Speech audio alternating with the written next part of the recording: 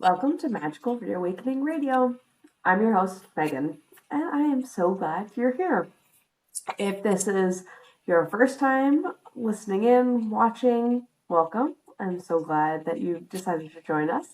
If you have watched or listened before, welcome back. Today we are going to be talking about the fact that it is going to be the full moon on the 5th of this month, and where that full moon is that it is going to be in Taurus. We are currently in Scorpio season, so that puts our full moon in Taurus. And I'm going to talk about the card that connects to Taurus, which is the Hierophant card. And so from there, we'll also talk a little bit about why I love the Hierophant card and its connection to soul cards for me. And then that'll lead into talking about soul cards, which is one of my favorite things to talk about. So I cannot wait.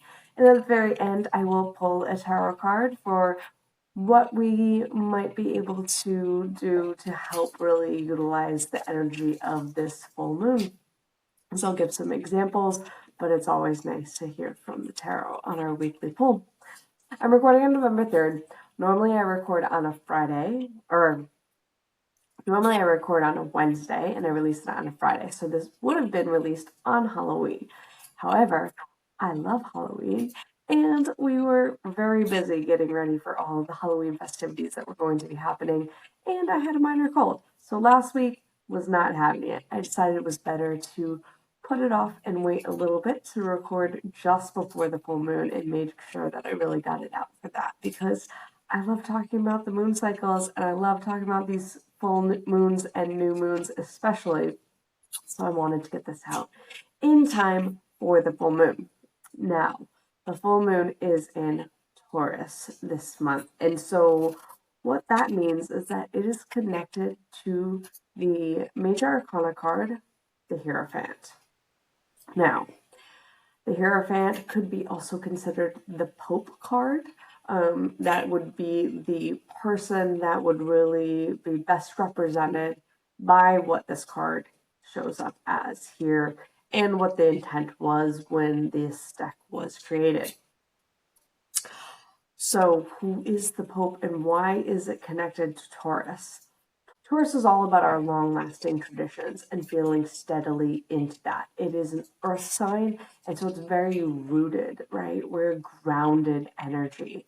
The Hierophant is somebody who understands traditions, learns them, studies them, really connects to the spirit and the understanding of why things are done the way that they are done, and then they share that with other people. They go out and talk about the things that have to do with these traditions and this spiritual information, share that with others, and then eventually find people who are interested in going even deeper into the wisdom.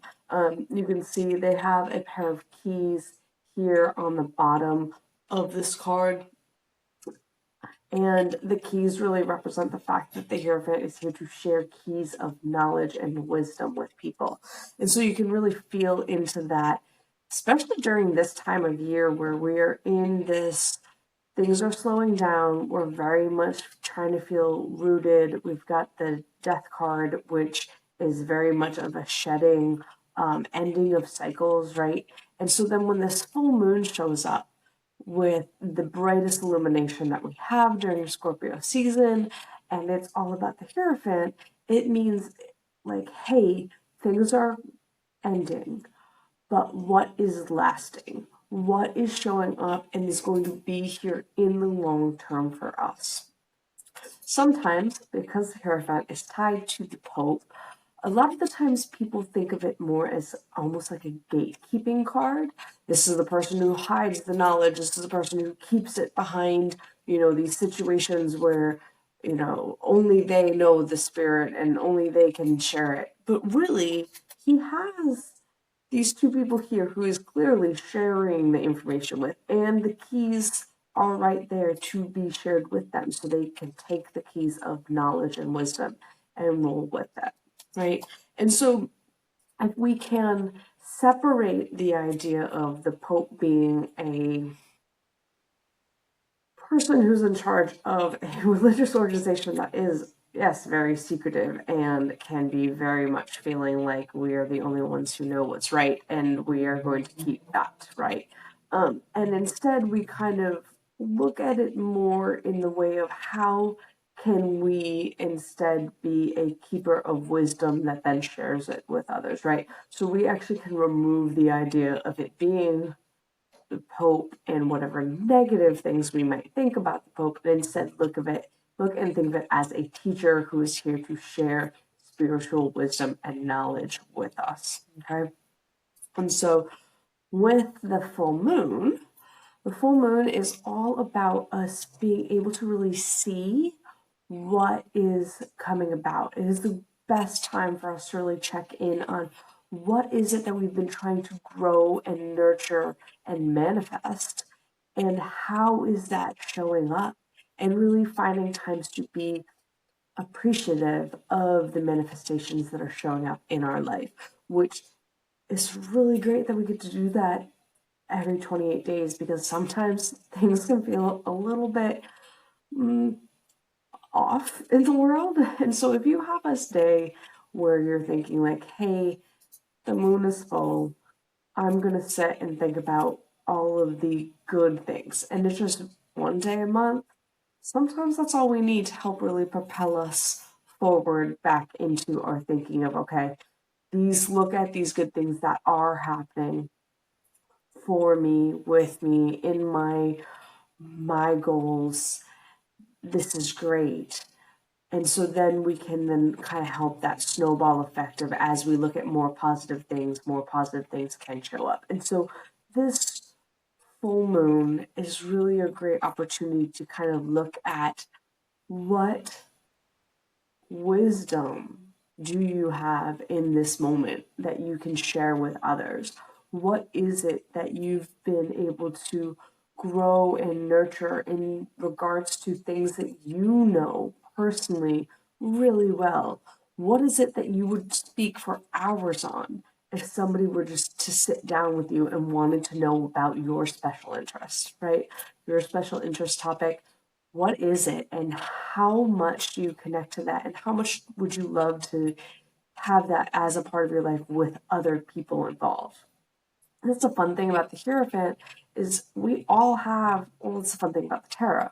We embody all of these cards, and especially in the major arcana, which is the Fool's Journey, of really looking at everything that goes through those 21 cards of, okay, what are your values? So that's the Lovers. The Hierophant, what is it that you were really knowledgeable about, that you love to learn and would love to share with others? Everybody has something they're good at that they love sharing. The High Priestess, we all have our intuition, right? Some of us use it more, and so then it seems like they're the only ones maybe who have it, or maybe you don't use yours much and you don't understand that you really do have access to that intuition. And then that would be sitting with the High Priestess and really being able to sit and cultivate that, right? So all of the major arcana is there to remind us that we have all of these abilities, and these are all things that we can do for ourselves. We are in Scorpio season, so we have the Death card that is still very much what's going on, in the sense of things are at the end of their cycle. We are being asked to look at what is the end of our cycle in our own lives. It's a time for starting to slow down and seeing where it's all going, right? And so then on this full moon, it's like, hey, what wisdom have you gained from the ending of these cycles? What is it that's going to come with you into the next chapter? What have you learned from this growing period?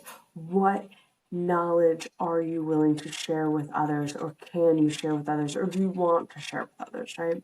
And so this full moon is really about sitting with that information and thinking about it, and really getting more into your own, yes, this is what I am here to share and bring and embody and really be with in this next lunation. This is what I want to talk about. So that is what our full moon is all about.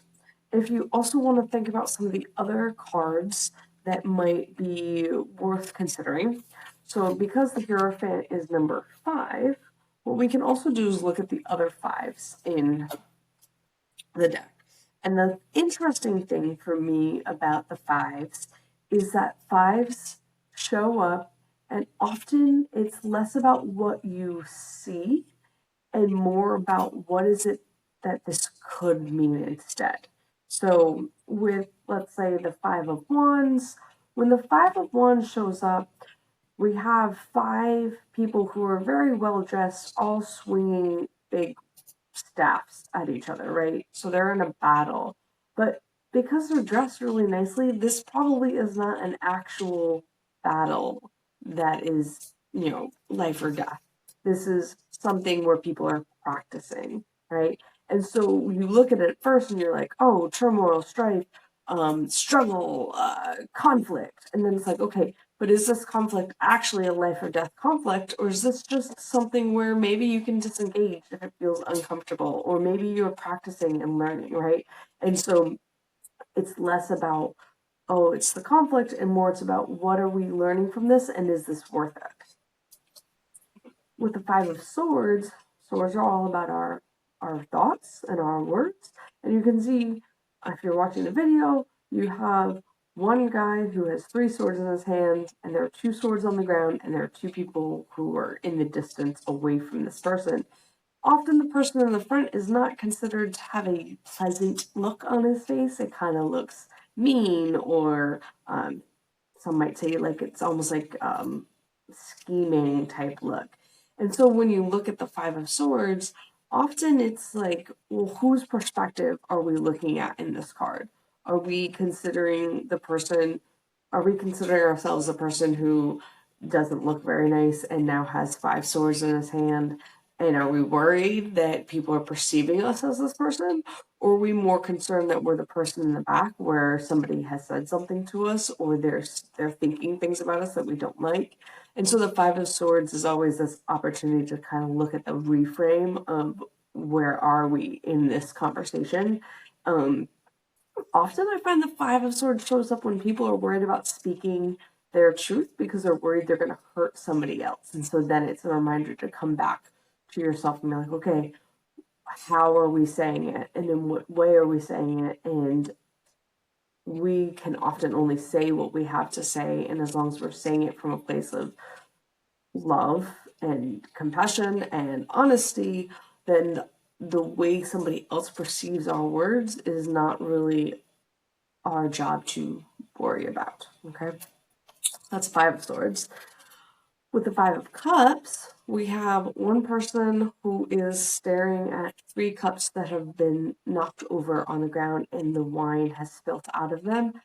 And they have 2 cups behind them that they are not seeing, and they're just all in black, like it's in mourning. Like they're mourning something, right? And so often the 5 of Cups shows up when we are really upset that something has not gone the way we expected it to, or we're worried that it's not going well, because our cups are about our emotions. And so then you have this thing where it's like, okay, we have 3 cups on the ground. We are upset. It is totally something we need to grieve when we lose something that we have worked on, or we appreciated, or we love dearly. But we also have to remember that there are other opportunities behind them. There are still 2 cups, and those cups are there to still nurture and still pay attention to. And so it's the reminder of like, yes, those cups are no longer, but maybe we need to then look at what the other cups are. And this is fantastic during a death cycle, during our time of year when we are looking at the death card being the main theme of these 28 days we're in. Then we can look at it and go, oh, this cycle has ended. These 3 are no more, but what is still there? What are we gaining from losing these? What are we gaining? What do we now have more time for, maybe? Or what is it that we should focus on instead to help lift our spirits, right? And so this card, with the focus being on the Three Cups, is one of sadness, but also it's a reminder that once we are done grieving, it is time to actually come back to remember not all is lost. And then the final 5 is the 5 of Pentacles. Now, I talked about the 5 of Pentacles a little bit in my scary cards episode, which I did last week. And the 5 of Pentacles, I think a lot of times when it shows up, the reason it feels scary is because it seems like it's a prediction that we're going to be on hard times. But when I look at the 5 of Pentacles, I instead look at the fact that they're walking in the cold, in the snow. Things look not great for them. However, they are walking in front of a church with the lights on, with the stained glass window. You can see the fact that there's a church there, and churches normally are a place where you can go and get resources. So Pentacles are all about resources. So it is a place where you can go if you are feeling like you do not have enough. You can then go to the church. They are walking right in front of it, and they are not inside of it where they could get warm and they could get fed, right? And so the 5 of Pentacles is about not seeing all the possibilities, or maybe choosing to not use all the resources at your disposal, and maybe you need to kind of circle back around and consider other opportunities. And so with all these 5s, how is it tying to the Hierophant? The Hierophant is a reminder of there are ways of looking at things in all sorts of different ways.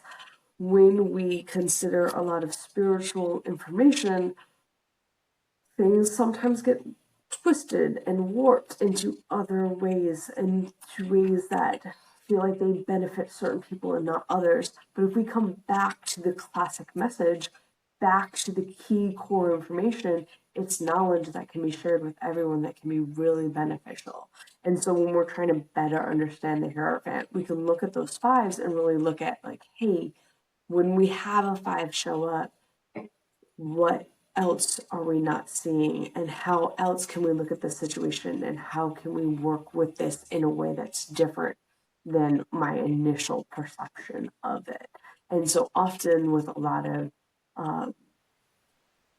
spiritual teachings, when they come through that way, there's often, the overarching story, but then there's always some sort of message underneath it, right? And so that's often what I see on the 5s, and that's very much how the spiritual teacher level of the Hierophant plays out as well.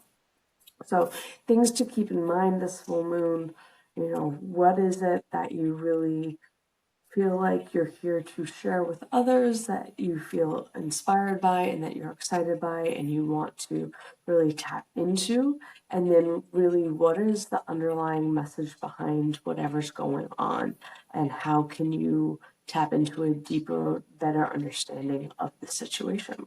I had said at the beginning, the Hierophant is a card near and dear to my heart because it happens to be my soul card. And so I figured this was the perfect episode to talk about soul cards, at least to start, because it's my favorite. And then I can talk about it more on other podcasts in the future. What is a soul card? You might be asking yourself. A soul card is based on your birthday. Now, you may or may not be familiar with the idea of a life path number. That's used in numerology.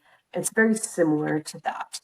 Most life path numbers, though, we do numbers 1 through 9, 11, 22, and 33. Those are the numbers that are considered life path numbers in numerology. For tarot, it's a very similar process where we add together the month, the day, the year, and then it adds down. However, major arcana goes from 1 to 21. And so if your number, when you add it, when you start reducing the digits, if it's anything between 1 and 21, then you are in your soul card number. And if it's above 21, we'll have to add it down again. So here's my example. My birthday is June 1st, 1987. So I add 6 plus 1 plus 1987. That equals 1,994. If I add then 1 plus 9 plus 9 plus 4, that adds down to 23. And then because 23 is greater than 21, I add the 2 and the 3 down to 5. And 5 is the Hierophant, which we just talked a bunch about. And so the soul card is,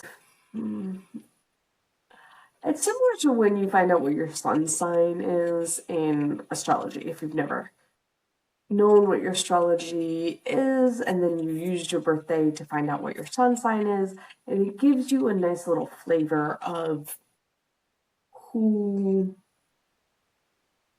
you are based on astrology, right? The sun sign is all about kind of like how you shine and who you are as far as a high level personality. As you get deeper into astrology, then you find out things like your moon sign and your rising sign and all these other placements that you have, right? But people often start with just their sun sign and get a good general idea of like, oh yeah, this feels like me or this doesn't. And then if it doesn't, then there's all sorts of things that you can look at to try to see how astrology may connect with you in different ways. Or maybe you're just not seeing it because you haven't explored deeper in. Soul cards are very similar to that. Now, this means that you have between the numbers 1 and 21 is going to be your soul card. Anything above 9, I do like to add it down again, down to a smaller number, just to kind of see what other flavors there are. Kind of the same way where I just showed all the different 5s inside the minor arcana. There's always a kind of another level to it if it's a little bit higher. So we can consider the fact that the death card is number 13. And so you have 13 being death, and you're like, okay, your soul card means that you are going through cycles. Your job and your goal throughout this lifetime is to really understand that everything goes through cycles and to be able to see that it's important to actually have cycles end and have them then come and then start them back up, right? And as a person who is connected to the soul card of the death card, you probably will have something that is very profound for you when it comes to that. So you're here to be able to connect other people to how this cycle works and why it's important. Maybe you end up working with things that have to do with, end of life care, or maybe it's just you're a gardener and so you understand all the phases of this.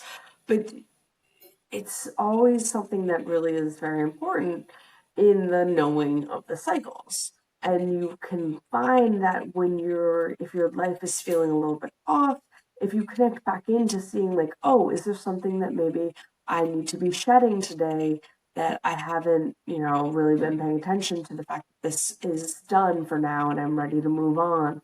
And you can find that when you do that, then things then kick back into motion and you feel more at ease and centered within yourself. And then because 13 can add down again, when you look at it, the 1 plus the 3 adds down to 4, and 4 is the Emperor card. And the Emperor is all about structure, and it's all about really setting things in motion, setting things up for the best possible way for things to go. Understanding the past to be able to create things ready for the future, to set things in motion. And so that's really awesome that the two have that connection, because then when you look at the death card being like, oh, I know when things need to end, I know that this has a life cycle, right? You then are taking that information and being able to then moving into a new cycle. And then you're setting up structures in place going, okay, this worked really well. So I like to think of it like if you were to garden and you plant certain things all in one season, and you find out at the end of the season, oh, you know, the daisies didn't like being there because there's too much sunlight, but my pumpkins did really great here. And I think that the tomatoes kind of overgrew over there, so maybe we need to switch our locations, right? And so you're taking the end of the cycle, we've finished our season, we're clearing everything out, we're taking an assessment of how it was, and you're able to actually set things up for a stronger future. Okay. And so that's why I say that even though we're looking at numbers 1 through 21, you can always come back to looking at like, oh, okay, what is the sub flavor here if you're in one of the higher numbers? But yeah, for me, what I find is that when you know your soul card, it gives you this opportunity to kind of get back in touch with yourself in a way that helps you if you're feeling stuck. So if I'm feeling stuck and I feel like I haven't been able to really make a shift, I will kind of look at like, oh, I haven't done much podcasting lately. I haven't written a blog post lately. I haven't explored a new thing, a new esoteric topic in a while. Like, why don't I find something and just do a little deep dive, right? And so it helps me come back to myself and the things that I know that I'm really good at or that I really enjoy, um, especially when I'm feeling stuck. And that's why I like knowing what people's soul cards are when I'm working with them through getting unstuck reading or if we're doing a monthly, if I'm pulling cards for them on a monthly basis, knowing what their soul card is gives that extra layer of like, oh, your soul card is the moon. We're working on knowing that we go work in cycles and we know that we really need to tap into our intuitiveness. And so the advice that I'm going to give someone who has a moon soul card is going to be a bit different than somebody who has an emperor soul card.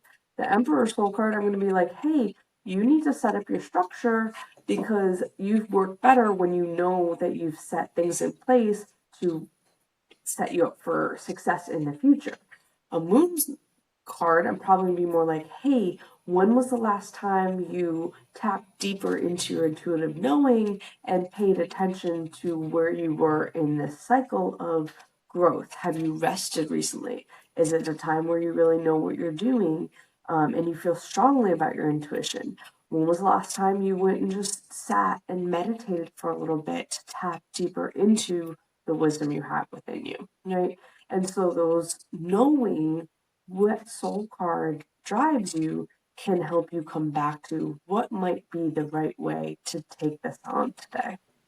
So that is why I absolutely love knowing what a soul card is for myself, knowing what soul cards are for other people, because it really does help you kind of look at like, well, what are ways that feel stronger, so often it feels like people want to improve their weaknesses, which is very important. Like if it's something that you need to be doing and you're like, oh, it'd be great if I could get better at doing this thing, awesome. That is a great thing to do. But when you know you're really good at something, it allows you the opportunity to be like, hey, this is a strength. I'm going to make sure I step up into these spaces. This is my strength. I'm going to pull on that, especially when things feel a little bit more challenging and these other things I have to do. Not a big fan of doing them, but I know that I'm a great public speaker. So if I want to get information out to people and writing a blog isn't doing it for me, but I know that I really like speaking, I'm going to make sure that I turn the camera on and I'm actually going to speak instead of trying to force myself to write an email or a blog if that doesn't feel like it's flowing for me, right? And so instead of focusing on the weaknesses and banging our heads on the table, if we instead look at our strengths and go, okay, I'm going to utilize my strength in a way that helps me better achieve the things that maybe feel a little bit more sticky sometimes. So, soul card, super helpful. Now, for the full moon, let's pull a card and we will talk about. This card is going to be how we can best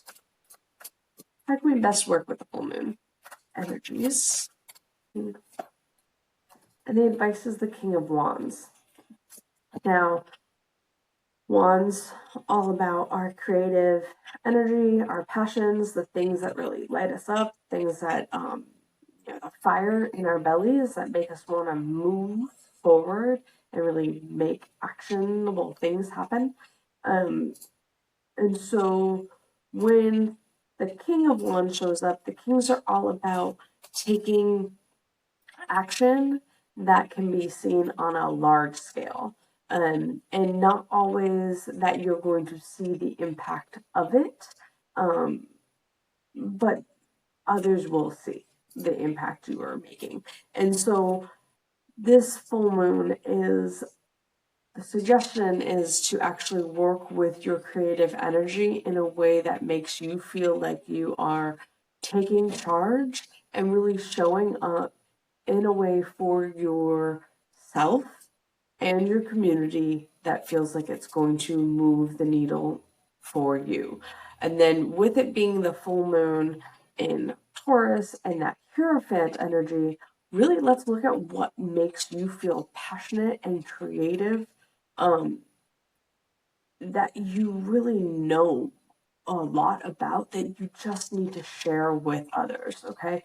So for this full moon, really take some time to really soak up that energy of like, this is what I love doing and I want to share it with the world, okay? So maybe that's writing a blog post, maybe it's chatting about it, maybe it's just sitting down with someone and actually sharing this passion that you've never shared it with anyone before. Maybe it's just talking to the moon. Do something where you can actually tap into that creative passion, and do it in a way that feels like you're really understanding that you know what it is you're talking about when it comes to this thing. This is your passion. You are way more knowledgeable than you give yourself credit for, and really stand in that power. Feel it. That's the advice for the full moon. I have my month ahead reading available on my Patreon. That will be up with the full moon as well. Again, Halloween, but you will be able to find that soon on my Patreon. And if you would like a soul card reading where you get to go deeper into what your soul card means for you, I do have those in my shop. They're one of my favorite things to do. I love helping people know more about themselves. I think it's super important to know all about yourself, because I think it makes it a lot easier as we move through the world to have a better understanding of what works for us, right? The more we show up in our own personal power, the more we can make mountains move. Because by being in our power, then we are able to make impacts in our own spaces that then ripple out into others' spaces. So knowing yourself is super important, and it's one of my favorite reasons why I offer soul card readings, because it does a deeper dive into what it means for you. Because being the Hierophant for me could mean something very different than somebody else who has the Hierophant soul card. And so tap into that, and it's really fun, and I love it. So if you're interested, I have them in my shop. And that is all for today. Leave a comment if you find out what your soul card is. Let me know what it is in the comments. I'll tell you a little bit about it. And make sure you subscribe and like so that you know when these release, because even though I try to do them once a week, released on Friday, some things happen. Sometimes things happen and they don't get out exactly then. And this way you'll know exactly when it releases. Awesome. Thank you for being here. I'll see you next time. Bye for now.